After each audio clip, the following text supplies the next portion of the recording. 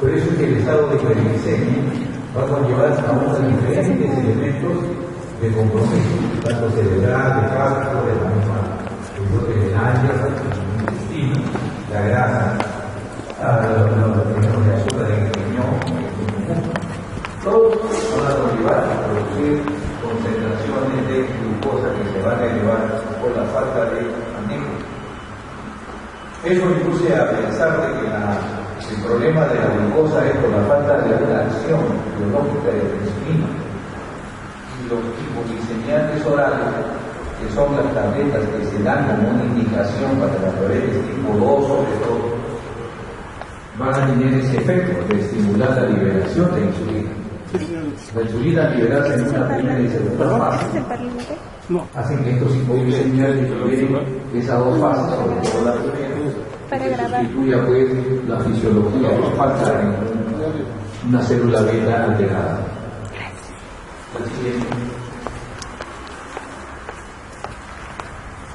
Los hipoglicemiantes en sí, ya como elemento terapéutico, tienen como finalidad optimizar el control metabólico, poner la glucosa cercana a lo normal.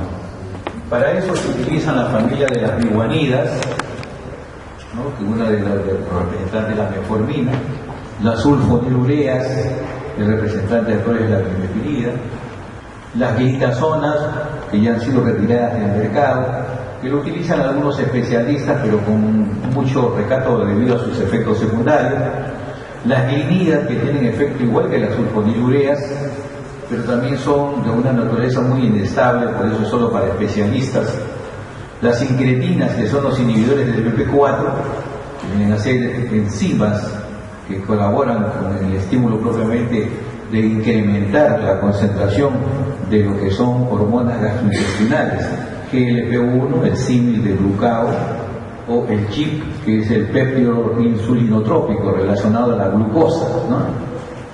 Y luego vienen los inhibidores alfa-glucosidasa, que era la carbosa, la línea básica, que se ha dejado de lado, porque inhibía la absorción de azúcar en el intestino.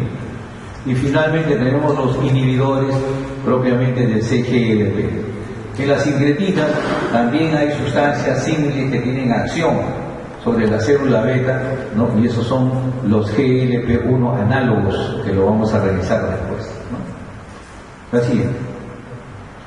Entre los agentes orales, ¿no? Estos van a actuar como las glitazonas, la carbosa, la metformina, ¿no? Las incretinas mismas, la sulfonilurea, la netectinida, todos en diversos niveles, páncreas, hígado, ¿no? El tracto gastrointestinal, la misma concentración de captación a nivel del músculo. Entonces, son diversos lugares donde actúan los agentes orales. La siguiente. ¿Cuáles son los antidiabéticos? Desde el punto de vista de estos antidiabéticos múltiples que vamos a observar, tienen todo por finalidad aumentar la secreción de insulina en su primera y segunda fase. Segundo, van a mejorar la acción de la insulina circulante. O sea, hacen que la célula, la insulina, al llegar a una célula, que esta célula se sensibilice.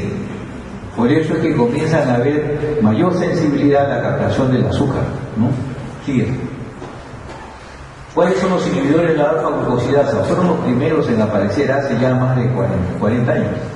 Bloqueaban la absorción de los carbohidratos, entonces no subía la concentración en sangre del azúcar. Era para la glucosa después de comer sobre todo. Y esto tenía un efecto sobre la hemoglobina glicosilada. Ustedes saben de que la concentración aumentada de glucosa va incrementando la hemoglobina glicosilada en sangre. Y cada 0,1 es una patología cada vez mayor. Lo normal de hemoglobina glicosilada debe ser menos de 5.7, ya en diabetes más de 6.2 y así sucesivamente, ¿no? Los pacientes tenían valores de 10, de 12, eso significaba que estaban malogrando los tejidos proteicos glicosilándose. Y estos inhibidores disminuían esta glicosilación. Las dosis eran variables, pero las tabletas al tomar producían mucha flatulencia, mucha distensión abdominal, y poco a poco fueron siendo dejadas en el mercado. Así es. Las biguanidas. Las biguanidas son la metformina. Antes existía la fenformina, peligrosísima porque daba cirrosis láctica. La metformina es una nueva molécula actualmente domina todo el mercado. No hay paciente diabético que no llegue con una metformina como manejo terapéutico que dan un médico general. Los médicos especialistas, no endocrinólogos, también dan lo mismo.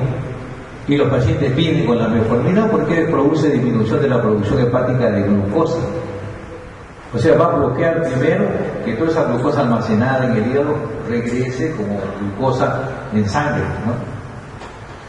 La metformina actúa sensibilizando a la insulina en el lugar donde va a hacer un efecto. Eso es un sintetizador.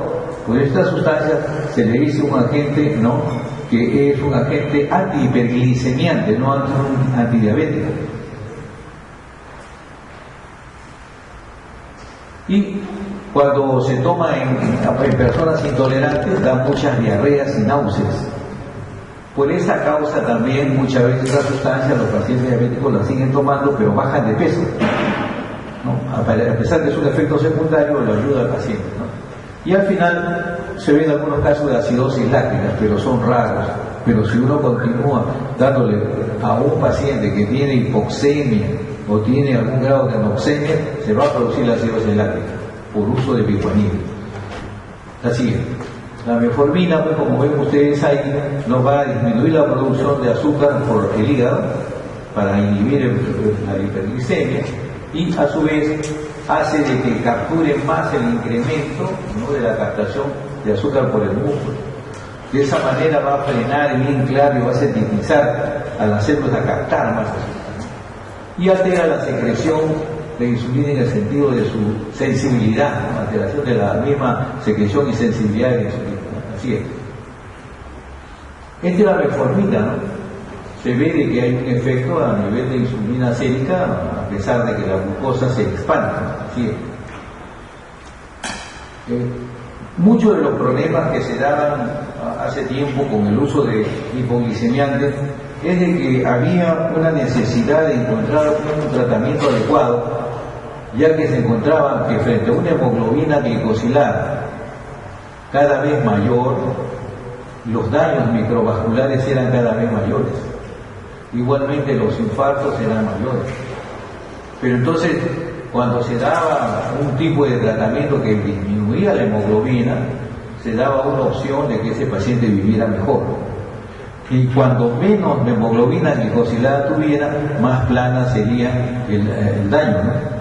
Por lo tanto, el objetivo era ya tener un parámetro como la hemoglobina glicosilada. Actualmente se le puede pedir a un paciente de azúcar que tiene una diabetes y tiene 80 de azúcar, pero su hemoglobina glicosilada tiene 14.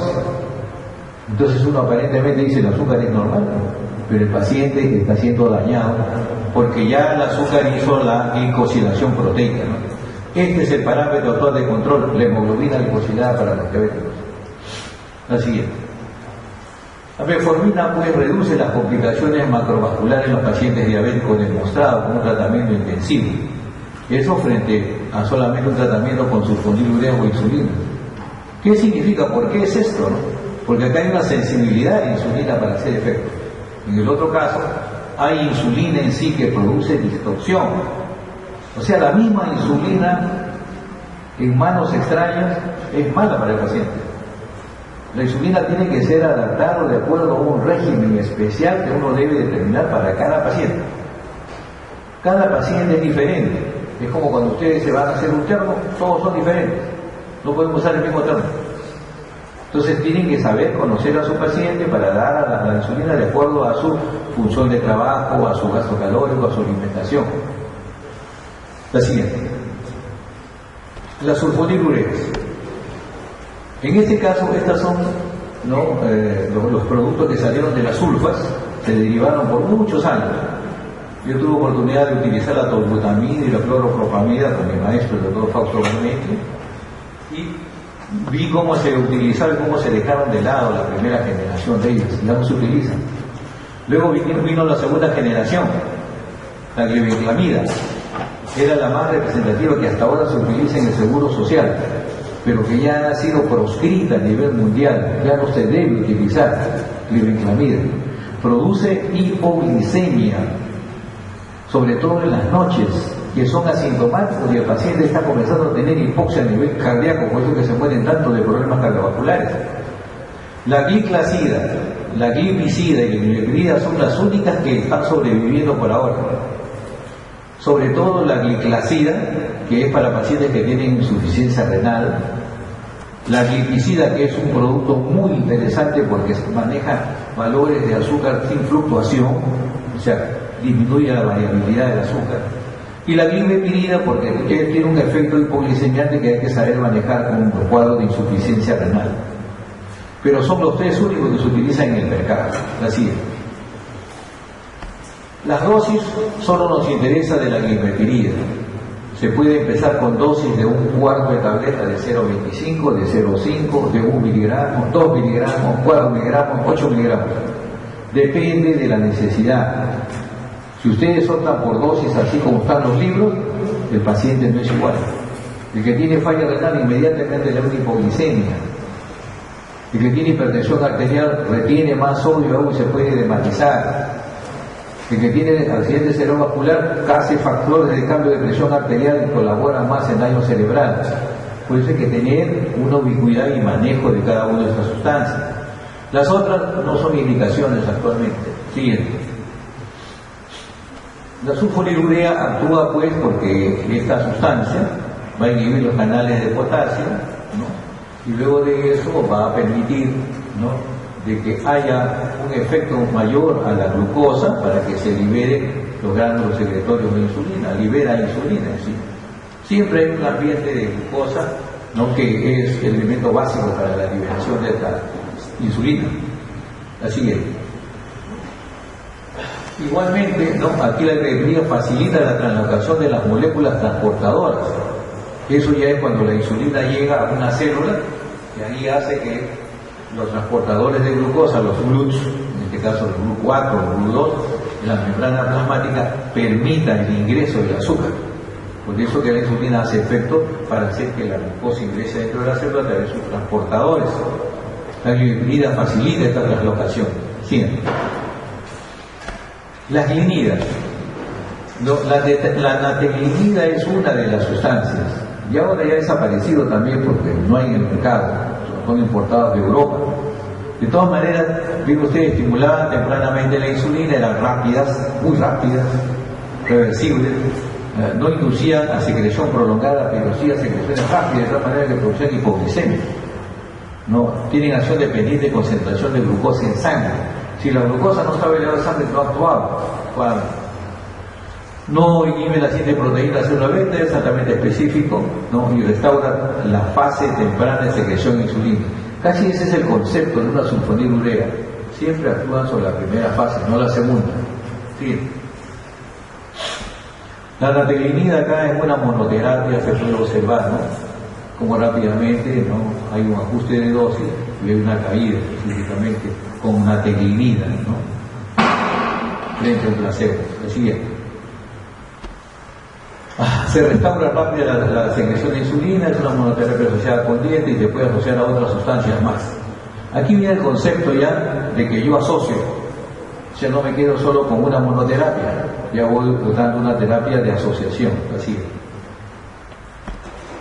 es. Se llama pues secretagogos de la insulina porque ellas van y inducen a la célula beta a que libere insulina. Por eso toman el nombre secretagogos de la insulina, ¿no? Y tienen el mismo efecto siempre, ¿no? Disminuir la hemoglobina glicosilada, se puede dar una vez al día, 2 veces al día. Hay pacientes que pueden requerir hasta una dosis cada 48 horas. Depende de la respuesta de cada uno de los pacientes. Así es. Y acá tienen ustedes que la glimetrida, la gliclazida son los elementos más importantes, ¿no?, a tomarse en consideración para un tipo de manejo de un paciente, de 2 o 4 miligramos, ¿no? La glipizida de 5 a 10 miligramos. Las tabletas vienen en presentaciones múltiples, de 0,25, de 5 y de 10, o de 0,5, 1, 2 y 4. Bien. Bien, después que aparecieron la picuanida, la metformina, después que apareció la sulfonilurea y queda solo la glimetrida en el mercado, viene ahora el desarrollo de este eje enteroinsular. Los ejes del cuerpo se ven en órganos, ¿no?, como el testículo, el ovario, la mama, el hormona de crecimiento, la prolactina, la tiroides, todos tienen ejes. Entonces se comenzó a estudiar el eje de la ínsula del páncreas y de la parte intestinal. Entonces se creó el eje entero insular. Esta es una teoría que desarrollamos con el doctor Garmendia también hace más de 40 años, en el cual veíamos muchas circunstancias que se veían en las investigaciones.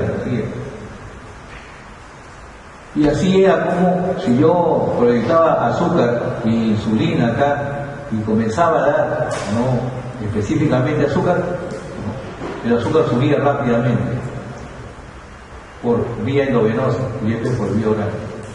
Pero cuando yo daba alimentos y no azúcar, entonces el azúcar subía mucho más, o la insulina subía mucho más, y por el otro lado era mucho menor, ¿no?, la insulina, porque endovenosamente no se da tanto estímulo, pero por vía intestinal sí.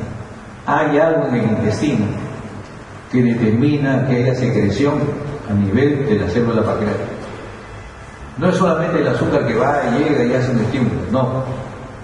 Y eso después se llegó a descubrir, siguiente, en el sentido de que estas células, tanto beta como alfa, tienen una acción sobre el intestino.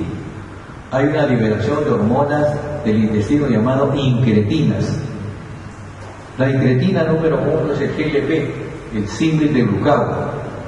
La incretina número 2 es un péptido, una secuencia de aminoácidos que tiene una acción insulinotrópica, va hacia la célula beta a secretar insulina. Entonces del intestino salen hormonas que van a la célula pancreática, a la célula beta, y ordenan que haya liberación de insulina. Y por sí hemos visto cómo también, ¿no?, otros elementos hay como la sulfonilurea, pero en este caso es un elemento fisiológico lo que está ocurriendo.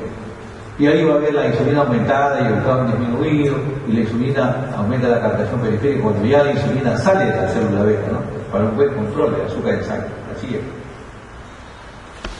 Y las incretinas, o las células del intestino, ¿no?, que han sido múltiples, la secretina, el GIP, el PIC, el glucagón, el light glucagón, el GLP-1, GLP-2, glicentina, todo eso nomás se resume en este GLP-1 y el GIP.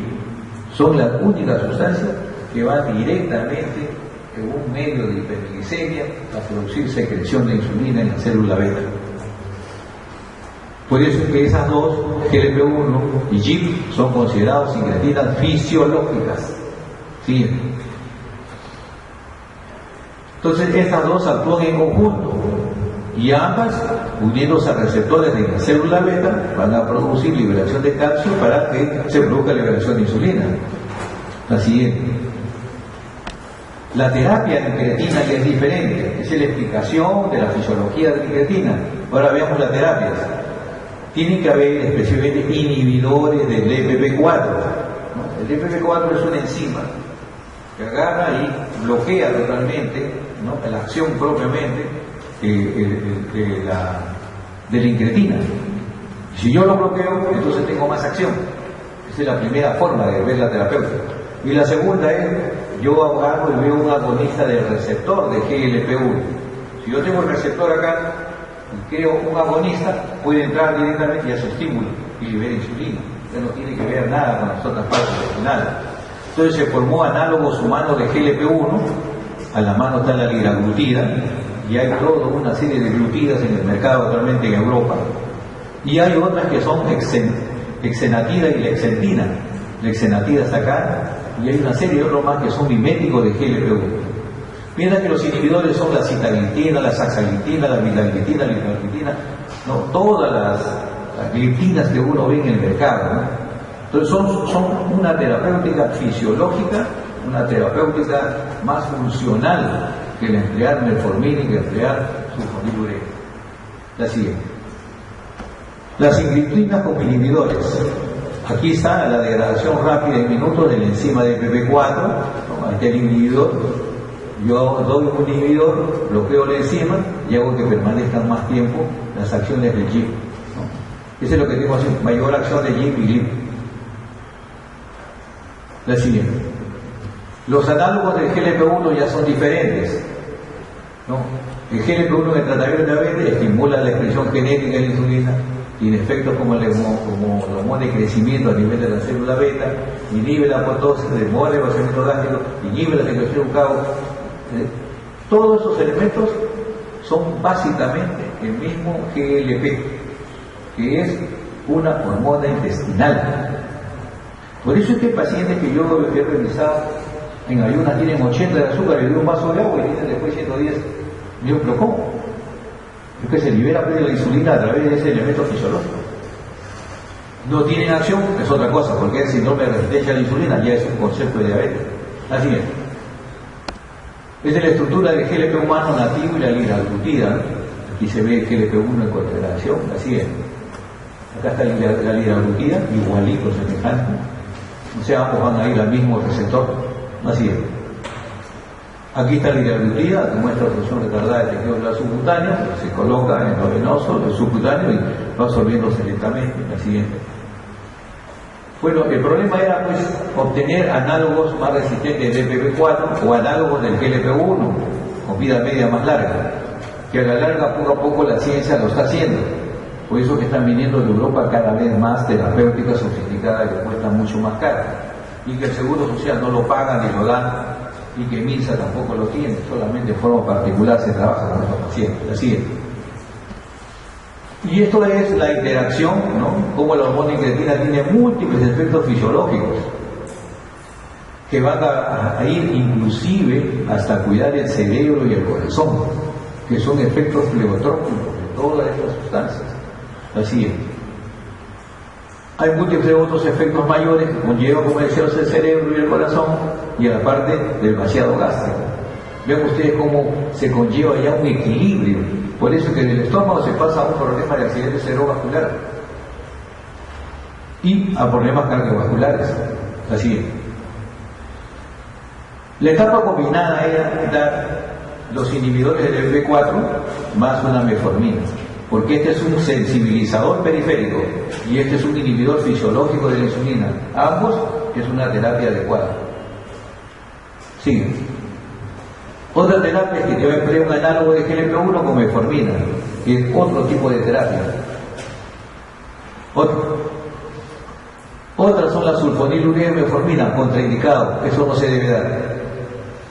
Pero que en el mercado todavía han estado comenzando a manejarlo, ¿no? La metformina terinida tampoco se está dando ya, hasta el 99 no hemos podido sacarlo en diabetes que el anterior hasta el 95. Siguiente. La insulina y la metformina, generalmente cuando ya tengo un paciente diabético insulino dependiente, la metformina no hace gran cosa, porque no hay resistencia a la insulina, pero lo siguen dando algunos colegas médicos. Siguiente.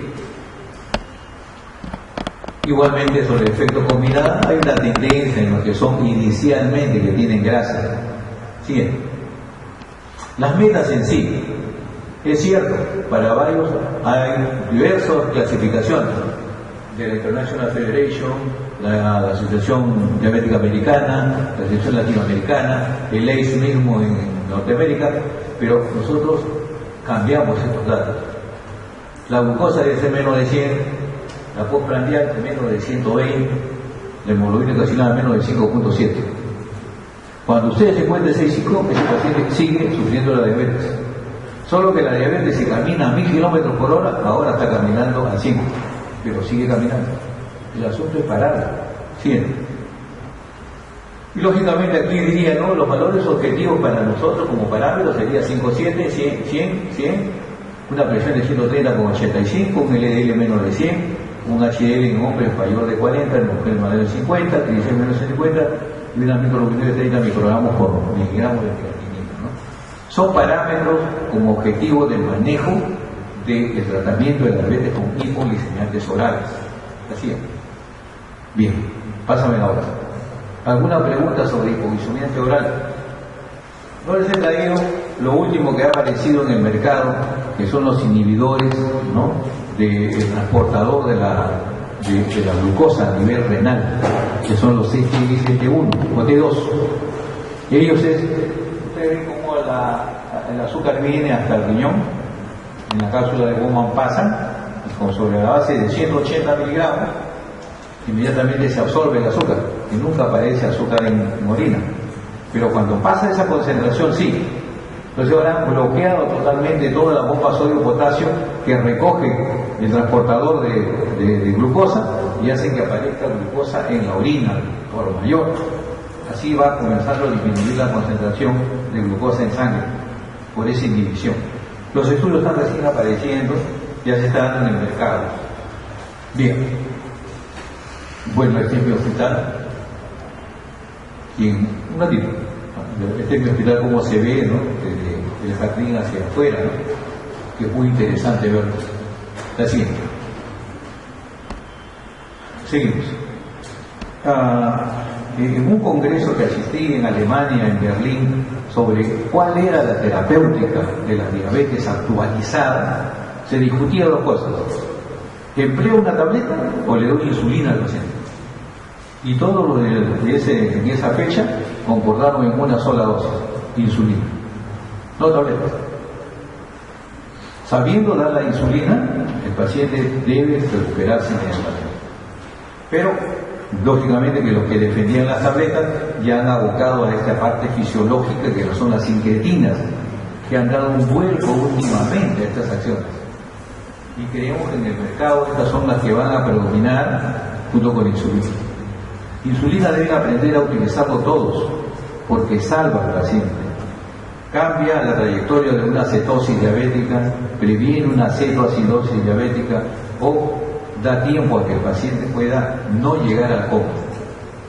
Bien, la insulina. Aquí tenemos que esta insulina que yo le voy a administrar al paciente va a entrar a un receptor, donde ese receptor de insulina va a ser un estimulante al final del GLUT4 para que el azúcar ingrese. Al final va a ingresar, o si no va a dar una orden directa para que haya buena mitogénesis celular, síntesis proteica, síntesis de glucógeno o transporte de glucosa. Sus funciones básicas de la insulina. O sea, con la insulina yo hago crecer al individuo. Con la insulina mantengo el azúcar en valores normales. Con el saludo yo tengo reserva de azúcar frente a una hipoglicemia. Siguiente. La insulina en el mercado es insulina rápida, regular, que es la Lispro, la aspartato y la glulicina. Esos son los tres tipos de insulina que actualmente hay en el mercado. Una intermedia NPH que es pésima, pero que lo hemos utilizado por más de 30 años.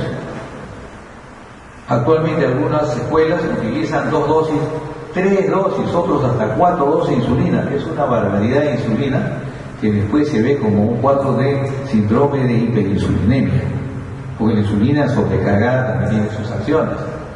Hay acciones más largas como es la glargina y la detemir, que son 2 insulinas que están en el mercado actualmente y desde un uso bastante grande. Y hay muchas mezclas de insulina, como es la Humulin 30-70, que es 30 de acción rápida y 30 de acción intermedia, o sea, una acción parecida a la NPH, ¿no? La siguiente. Las insulinas regulares, pues, ¿no? Se ven efectos rápidos y es de cómo yo puedo utilizar. La insulina regular como tal, las utilizo para los cuadros agudos y siempre lo administro antes de un alimento. Si yo quiero utilizar una insulina cristalina, transparente, regular, ¿no? Una Novorapid, un Humulin, ¿no? Cualquier tipo de insulina rápida, debo colocarla generalmente antes de empezar mi alimento. Como no voy a comer, no puedo utilizar insulina, voy a producir hipoglicemia. Mientras que, igual para estas tres, mientras que para una insulina como la glargina o la detemir, se coloca usted la insulina y no necesita comer después. Estas insulinas son nocturnas. Entonces yo me coloco mi dosis y duermo tranquilo, no necesito comer. Solo va a controlar un basal. Esto hace basales largos y prolongados. Esta insulina no. Hace de que el azúcar, así se eleva la insulina y baja el azúcar. La siguiente. Son la insulina Lispro, la insulina aspartato, la insulina glargina en su estructura nada más molecular, ¿no? La siguiente. La dieta de insulina, al ser rápida, antes de los alimentos, inseguridad de ingesta, si no, no uso. La intermedia, dosis dividida sin relación al alimento, ¿también? mezcla siempre ante el alimento. Estas sustancias que son 30, 70, 60, 40, 80, 20 que han aparecido en el mercado, no deben ser utilizadas por los médicos generales. Produce hipoglicemia marcada y sobre todo nocturnas, y uno no las observa.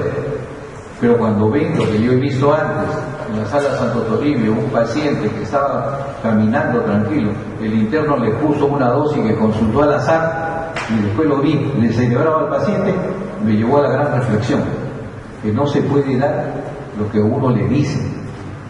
Tiene que estar escrito en las indicaciones, para que haya un responsable. Sigue. Acciones de la insulina. Estándar, bueno, tienen una acción de inicio. Generalmente el pico se obtiene en las horas siguientes, por eso se obtiene antes los alimentos, desayuno, almuerzo y cena. O un cuarto dosis que viene a ser a las 10 de la noche con una colación, un snack o un alimento supernumerario. Si no, no utilizar la cuarta dosis. Dosis que van desde 2 unidades, 3 unidades, 4, 5 unidades. No se puede dar más unidades en la noche. Hay peligro de hipoglicemia. La NPH es pésima insulina, pero se sigue administrando en el seguro. Una dosis, generalmente 2/3 en el desayuno y 1/3 en la noche.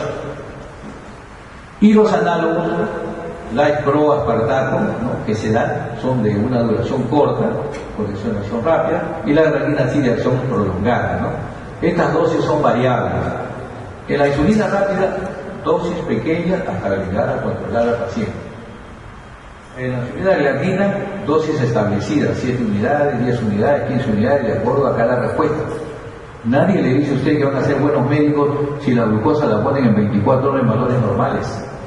Tienen que ir lentamente bajando el azúcar, previniendo que no haya cetoacidosis. Eso es toda la terapia. Puede demorarse una semana en controlar el azúcar, 15 días, no importa. El hecho es que en la célula el efecto de la insulina bloquea totalmente todo el metabolismo de acción para una cetogénesis. La siguiente. Acá tenemos toda la farmacocinética de los análogos, totalmente, en la aspartata, que es irregular, es de la insulina regular, miren la diferencia que hay, ambos son rápidos, es de la NPH, miren de la insulina extendida, mucho más, la glargina es mucho más larga, ¿no? Entonces cada insulina tiene su acción, y eso hace de que se puedan mezclar una acción larga con una acción rápida. Entonces uno busca qué medio puede utilizar, así. Igualmente acá, ve usted la aspartato, la Life Pro, la luminosina, y la otra la regular, la NPH, la detemir y la glargina. La glargina es mucho más prolongada que la detemir, ¿no? A mí, por ejemplo, en particular me gusta trabajar más el detemir. No importa que le ponga 2 dosis, pero estoy cubierto. Y esta otra puede producir largo, no me controla bien o me descontrola con hipoglicemia. La siguiente. Bueno, hay una serie de que ya pues toda la insulina actualmente es de una recombinación biogenética, ¿sí? Se obtiene como a nivel viral, ya no son hexámeros como antes, son monómeros de insulina, de frente una molécula, y eso hace que sea rapidísimo, ¿no?, la estructura. La siguiente. Entonces estos hexámeros pues son más rápidos como monómeros o como dímeros, ¿no? Siguiente. Los análogos de insulina también, variaciones ultra rápidas, ¿no?, solo por modificaciones de la cadena beta. Siguiente. Y se ven cómo sale la Life Pro, ¿no?, de las interconvenciones que son genéticas. Así. Igualmente la insulina aspartato también, que son translocaciones nomás de aminoácidos. La siguiente. Y igual la glucina, ¿no?, sobre todo la glucina. La siguiente. Esta es la insulina humana, cristalina, de la insulina análoga. En todo lugar donde entre una aguja se va a producir un trauma. Se produce una microhemorragia. Por lo tanto, si yo coloco en el punto A la insulina hoy día, tengo que buscar un punto B distante, y un punto C y un punto D. No puedo repetir la misma inyección, porque voy a seguir dramatizando el área. Y hay que esperar un tiempo en que totalmente se desinflame esa zona donde está la insulina para poder volver a utilizarla. La siguiente. El Lantus, que está a la mano de todos, viales de 10 mililitros. Siguiente. El Humalog, que se vienen solamente en estos frascos, pero ahora ya avanzamos en cartuchos. Ya pasamos de la jeringa, cargarla y colocar la insulina en un cartucho como un lapicero, y con eso estoy colocando insulina de una forma contrastada. Puedo manejar cuántas unidades le voy a colocar y inmediatamente coloco al paciente su dosis. Siguiente. La forma, el mismo paciente al final aquí se puede aplicar, ¿no? Hay áreas donde se deben aplicar mejor, pero donde haya tejido graso, ahí se coloca la insulina. Sí. Pero acá que estas cosas se están colocando, yo lo coloco de forma perpendicular, ¿no? Siguiente. Esta es la insulina regular, cristalina, rápida, en 6 horas ya no hay insulina, así.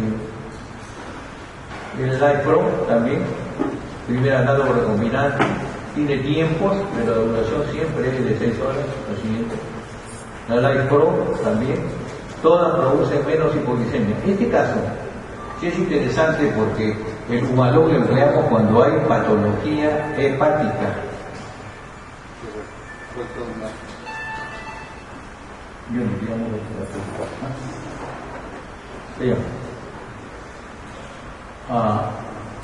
siguiente. Entonces, cuando hay patología hepática, la Life Pro es una buena indicación. Siguiente. Esta es la Life Pro, ¿no? Lo que viene a ser ya el cartucho, cuando venía todavía el lapicero que se podía cargar, ahora ya viene el lapicero todo armado, es descartable. Siguiente. El Humalog Mix, que es una Life Pro también ionizada, que es NPH más Life Pro, el mercado que produce todas esas mezclas, ¿no? Siguiente. El Humalog Mix también que aparece, ¿no? Sigue. La Life Pro acá ya viene ya cargada, directa, ¿no? Se coloca de forma directa, ya se descarga después que se utiliza. ¿Sigue? El aspartato también, ¿no? A los 15 minutos ya está haciendo efecto, dura hasta 6 horas porque es de acción rápida. ¿Sigue? El aspartato es rapidísimo. El Domalog, ¿sigue? Estos son productos que ya no están acá. Vean ustedes cómo están los cartuchos y así se vendían antes. Ahora ya no aparece cartucho, todo es lapicero, ¿no? Sí. Esa es la glulicina también, que se puede pedir una alternativa, ¿no? La glulicina, la Humalog, la Life Pro, todo junto. Así es. La pida que había aparecido un tiempo, ahora está desapareciendo también del mercado. Sí. La NPH conocida es la Neutral Protamine Hagedorn, que viene a durar 12 horas, pues hay que colocarlo 2 veces al día. Siguiente. También la NPH está apareciendo igual ahora. La siguiente. La grelina es la que domina todo el mercado, el Lantus. Siguiente. Y acá está ya el PEN preparado justamente para poder ser aplicado, el UMAPEN. Siguiente. La insulina glargina, ¿no? Que ya se está sobre la sustitución de glicina y de arginina, ¿no? El Lantus estaba en U100, que significaba que había, por dividir una cantidad determinada de unidades de insulina, 1000 unidades en total en un frasco. Así es. La siguiente.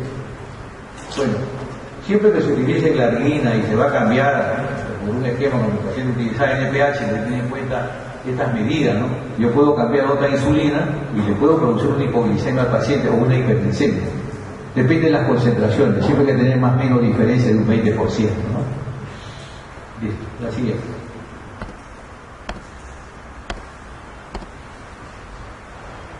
Bueno, la duración es de 24 horas.